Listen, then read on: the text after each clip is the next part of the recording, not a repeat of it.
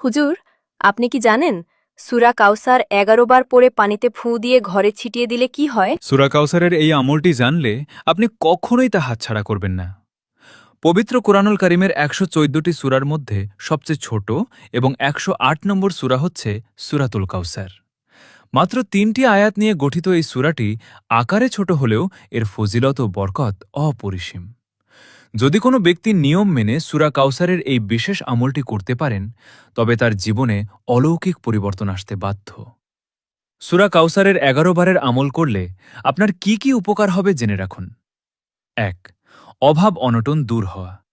এই আমলের বরকতে আল্লাহ তাআলা আপনার ঘরের যাবতীয় অভাব ও দারিদ্র্য চিরতরে দূর করে দেবেন। ২. ঘরে অফুরন্ত বরকত।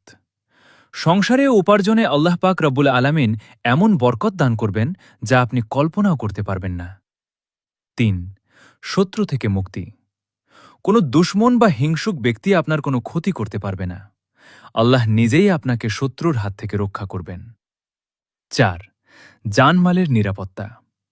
আপনার ও আপনার পরিবারের সমস্ত জানমালের সুরক্ষার দায়িত্ব স্বয়ং আল্লাহ তাআলা গ্রহণ করবেন। ৫. হাউজে কাউসারের পানি লাভ। পরকারে রাসূলুল্লাহ সাল্লাল্লাহু আলাইহি ওয়াসাল্লাম নিজ হাতে আপনাকে হাউজে কাউসারের পানি পান করাবেন, যে পানি দুধের চেয়ে সাদা এবং মধুর চেয়েও মিষ্টি।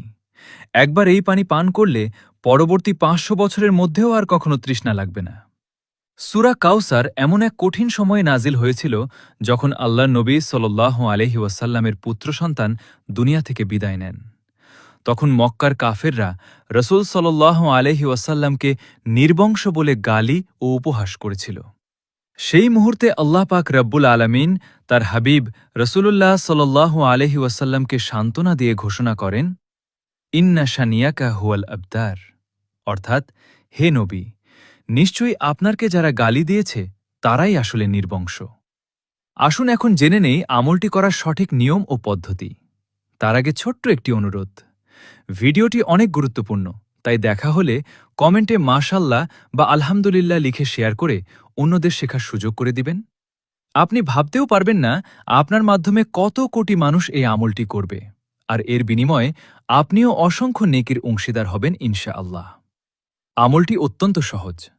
পবিত্র অবস্থায় মাত্র কয়েক মিনিটে আপনি এটি করতে পারবেন। ১. প্রথমে সুন্দরভাবে অজু করে পবিত্র হয়ে নিন। ২. আমলটি শুরু করার আগে প্রথমে ৩ বার দরুদ শরীফ পড়ে নিন।